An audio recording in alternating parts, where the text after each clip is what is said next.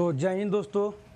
आज की हम अपने क्लास में जो आपका 2012 में क्वेश्चन पूछा है मैथ का, आज उसका पूर्ण सॉल्यूशन, आज उसका पूरा का पूरा हल आप सबके सामने हम करेंगे। तो देखिए दोस्तों, अगर आप किसी भी एग्ज़ाम की तैयारी कर रहे हैं दोस्तों, तो सबसे पहले सिलेबस पढ़िए और सिलेबस को पढ़ने के बाद प्रीवियस ईयर क्वेश्चन PYQ या किसी भी एग्ज़ाम का तैयारी करने के लिए दोस्त, यह रीढ़ की हड्डी होती है। अगर आप मान के चलिए कि अगर आपका पूरा शरीर है उसमें हड्डी ही नहीं है तो आपका क्या शरीर किसी काम का है? नहीं। तो उसी तरह से किसी भी आप एग्ज़ाम को पहले तैयारी कीजिए तो आप प्रीवियस ईयर क्वेश्चन को ज़रूर बनाइए कि कैसा कैसा क्वेश्चन बिहार बोर्ड पूछता है। चलिए दोस्तों, आज शुरू करते हैं, अपना लक्ष्य की ओर बढ़ते हैं। तो बोल रहा प्रथम 5 पूर्ण संख्याओं का माध्य होगा। देखिए यहाँ पे बोल रहा है दोस्तों कि प्रथम 5 पूर्ण संख्या। तो सबसे पहले हमको पता होना चाहिए कि पूर्ण संख्या किसे कहते हैं। तो आपको पता है कि पूर्ण संख्या कहते हैं गिनती की संख्या को पूर्ण संख्या कहते हैं। और गिनती शुरू कितनी से होती है? 0 से। तो पहले 0 होगा, फिर 1 होगा, फिर 2 होगा, फिर 3 होगा और फिर 4 होगा। बट आप लोग माध्य निकालना है तो आप लोग माध्य बराबर पढ़े हैं कि प्रेक्षणों का योग बटे प्रेक्षणों की संख्या। तो 5 को आपको लेना था अंक, तो ले लिए 0 पहला पूर्ण संख्या, दूसरा 1, तीसरा 2, तीसरा चौथा 3 और चौथा 4। कितना है पूरा का पूरा दोस्तों? 5। आइए एक में 0 जोड़िएगा तो 1, 1 और 2 3 और 3 और 3 6 और 6 और 4 10। अब बाटा 5 के बाटा 5 और 10 बटे 5 बराबर आ गया 2। तो पहला का आंसर हो गया दोस्तों बी। मैं उम्मीद करता हूँ कि आप इस क्वेश्चन समझे होंगे। प्रथम 5 पूर्ण संख्याओं का माध्य पूछ रहा था, तो प्रथम 5 पूर्ण संख्याओं का माध्य मैंने निकाल दिया। पूर्ण संख्या शुरू होता है 0 से, तो पहले 0 लिख दिया, फिर 1 लिखा, फिर 2 लिखा, फिर 3 लिखा, फिर 4 लिखा और सभी को जोड़ दिया। अब बटे में 5 से भाग दे दिया, क्योंकि माध्य बराबर होता है प्रेक्षणों का योग बटे प्रेक्षणों की संख्या। चलिए अगला क्वेश्चन की ओर बढ़ते हैं।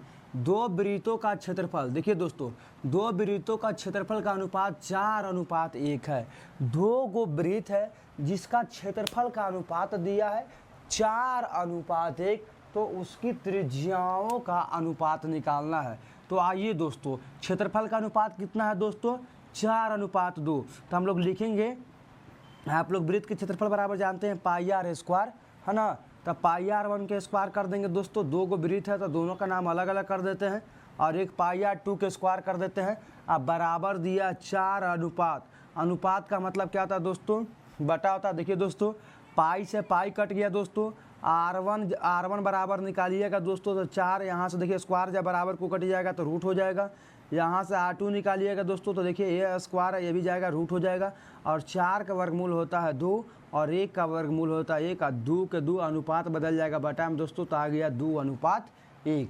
मैं उम्मीद करता हूँ दोस्तों कि यह दोनों क्वेश्चन आपको बहुत अच्छा से समझ में आया होगा। प्रथम 5 पूर्ण संख्याओं का माध्य निकालना था, तो पूर्ण संख्या कहाँ से शुरू होता है दोस्तों? 0 से। तो 0 पहला पूर्ण संख्या, दूसरा 1, तीसरा 2, चौथा 3, पाँचवा 4। अब माध्य बराबर हम लोग सूत्र जानते हैं दोस्तों, प्रेक्षणों का योग बटे प्रेक्षणों का संख्या। तो यहाँ 5 गो था, 1 2 3 4 5, तो मैंने 5 से भागा दे दिया, सभी को जोड़ा 10 बटा 5 के बटा 5 कट गया कितना बार में दोस्तों? 2 बारों में।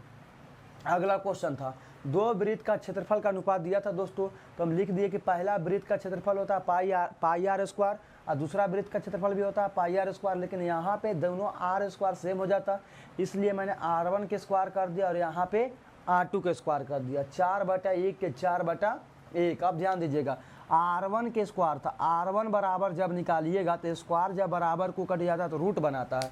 उसी तरह से r2 के जब स्क्वायर यहाँ पे r2 निकालिएगा तो स्क्वायर बराबर रूट, और 4 का वर्गमूल हो जाएगा 2 और 1 का वर्गमूल हो जाएगा 2/1 बराबर 2:1। ऑप्शन हो गया बी दोस्तों। ठीक है दोस्तों,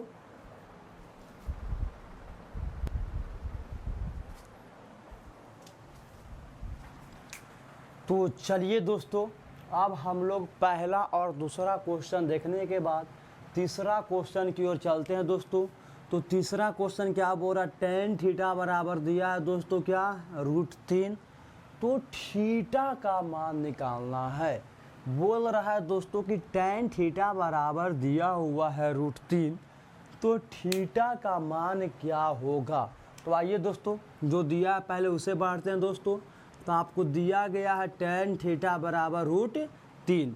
आप देखिए कि थीटा का मान कब निकलेगा, जब दोनों तरफ टेन, इधर भी रहेगा टेन और इधर भी रहेगा टेन, और टेन टेन ख़त्म हो जाएगा और थीटा का मान निकल जाएगा। तो आइए दोस्तों, टेन थीटा। अब ध्यान दीजिएगा दोस्तों, अभी हम आपको बताएं कि इधर भी अगर टेन हो जाता ना, तो बायां साइड का टेन और दायां साइड का टेन दोनों कट जाता।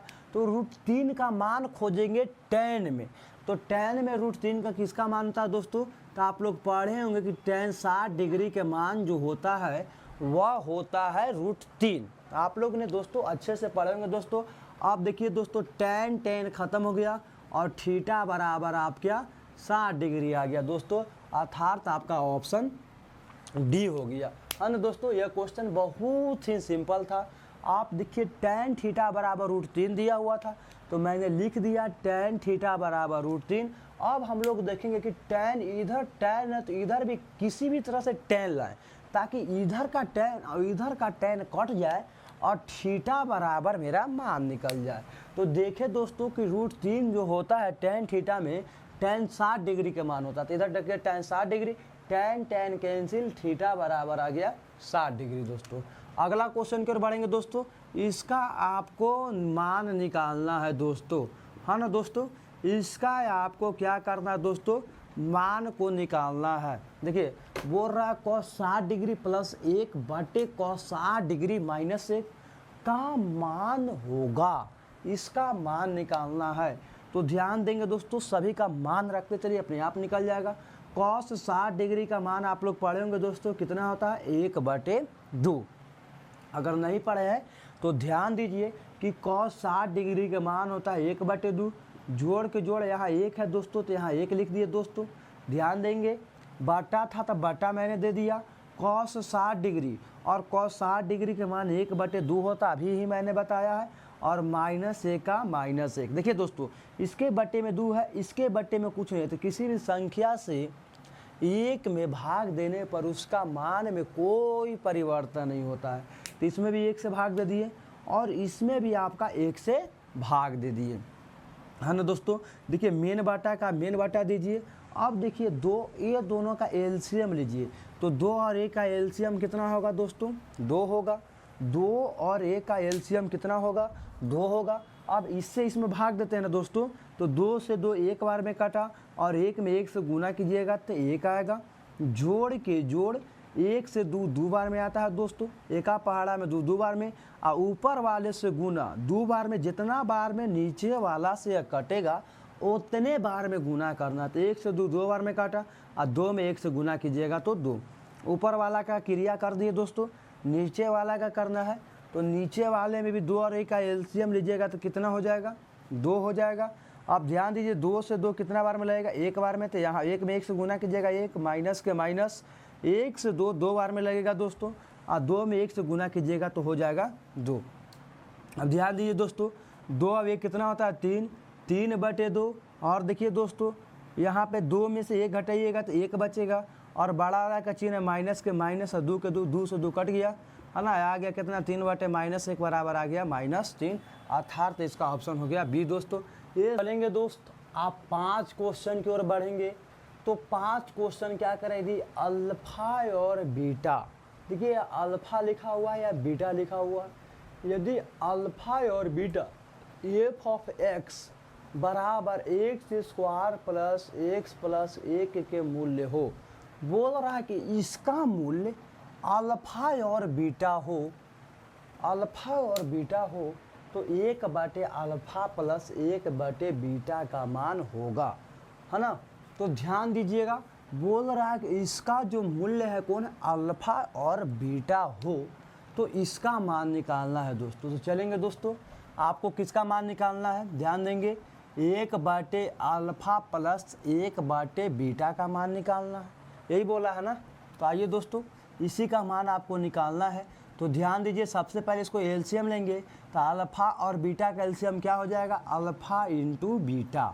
ध्यान देंगे, अल्फ़ा और बीटा का एलसीएम लेंगे तो हो जाएगा अल्फ़ा कॉमा बीटा। अब देखिए दोस्तों, भाग लगाइए, अल्फ़ा से अल्फ़ा कट गया, कितना बार में, बीटा बार में, और बीटा में 1 से गुना करेंगे तो यहाँ बीटा हो जाएगा प्लस के प्लस। अब बीटा से बीटा कट गया एक बार में, है ना, बीटा से बीटा कट गया अल्फ़ा बार में, और अल्फ़ा में 1 से गुना कीजिएगा तो अल्फ़ा हो गया। और आप लोग पढ़े हैं दोस्त कि अल्फ़ा प्लस बीटा, देखिए ऊपर में क्या हो गया, अल्फ़ा प्लस बीटा, और नीचे में हो गया अल्फ़ा गुने बीटा। तो अल्फ़ा प्लस बीटा बराबर आप लोगों ने क्या पढ़ा, माइनस बी बटे ए, और अल्फ़ा गुने बीटा बराबर आपने पढ़ा है सी बटे ए। चलिए इसको एक स्टेप और बढ़ाते हैं, माइनस बी बटे ए का माइनस बी बटे ए, देखिए मेन बटा है तो यह जाएगा ऊपर और यह चलाएगा नीचे, ए से ए कट गया दोस्तों, आ गया माइनस बी बटे सी। अब ध्यान देंगे, माइनस के माइनस लिखिए, और बी का मान देखिए इसमें कितना है, कुछ नहीं है, तो बी का मान कितना है 1, और सी का मान कितना है दोस्तों 1, माइनस 1 बटे 1 बराबर कितना हो गया, -1। तो ध्यान देंगे दोस्तों, क्या बोल रहा था, यह क्वेश्चन बहुत आसान था। बोल रहा है कि इसका जो मूल्य है वो अल्फ़ा और बीटा है, इसका जो मूल्य है वो अल्फ़ा और बीटा है। तो 1 बटे अल्फ़ा प्लस 1 बटे बीटा का आप मान निकालिए।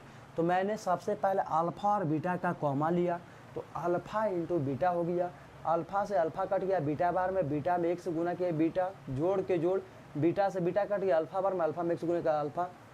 अब देखिए सूत्र पर बैठ गया, अल्फ़ा प्लस बीटा बराबर होता है माइनस बी बटे, यह बटा के यह बटा, और अल्फ़ा गुने बीटा बराबर होता है सी बटे। अब ध्यान दीजिएगा, माइनस बी बटे का माइनस बी बटे, ये मेन बटा से गुना में जाएगा तो नीचे वाला ऊपर, ऊपर वाला नीचे, ए से ए कट गया दोस्तों, बच गया माइनस बी बटे सी। और आप लोगों ने बहुपद में पढ़ा है कि एक्स स्क्वायर का गुणांक जो होता है वह कहलाता है ए, और एक्स का गुणांक जो होता है वो बी, और बाकी अचर पद होता है वह सी। तो यहाँ पे देखिए एक्स का गुणांक बी कहलाएगा, तो एक्स का मान यहाँ पे 1 था, तो माइनस के माइनस, अब बी का मान है 1, और सी अचर पद सी कहलाता है, सी का मान था 1 माइनस 1 बटे 1 बराबर आ गया 1, अर्थात ऑप्शन नंबर बी।